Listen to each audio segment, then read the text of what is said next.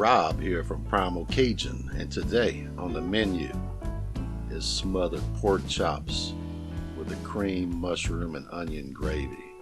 This is an easy one-pot dish.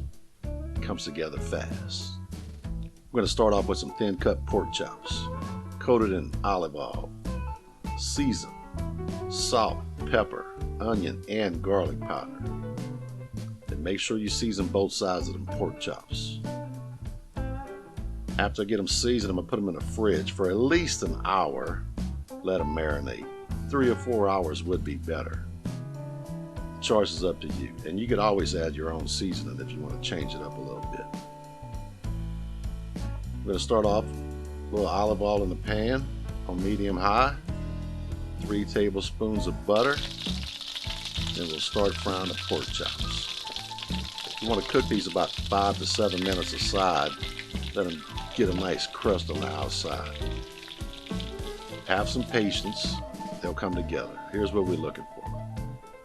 Alright, we're going to pull these out of the pan. Then we're going to add onions and our mushrooms. We're going to saute this down probably 3 to 5 minutes. Let them get soft. And scrape all them little bits out the bottom of the pan. Add some heavy whipping cream. Get that mixed together real good. You can see that gravy's already coming together. And then we're going to add the pork chops back to the pan. I want to cook these on a low simmer, probably 35-40 minutes. Get them tender. Or you can rush them and cook them right till they're done.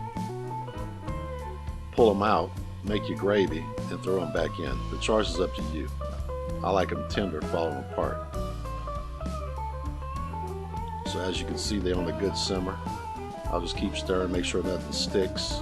Add a little water if you have to. Then once I pull them out, look at that gravy. Once I pull them out, I'm going to add a little Parmesan cheese to the sauce. Just a little tablespoon of chopped up thyme and some parsley. We're going to let this come together for a second. Add the pork chops right back in there. Let those simmer 15 to 20 minutes on low, and we'll be good to go. I'm serving this on a bed of fettuccine noodles, but it would be good on potatoes, rice, or just pork chops if you want to. Stuffing will probably go with this too. Choice is up to you. I'm eating noodles. I'm going to top this with some more Parmesan cheese. Gotta have some cheese on there.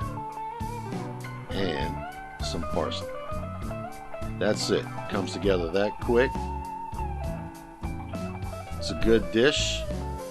Easy to make. I hope y'all enjoyed the video. And don't forget to subscribe. Thanks for watching. I'll see y'all next time.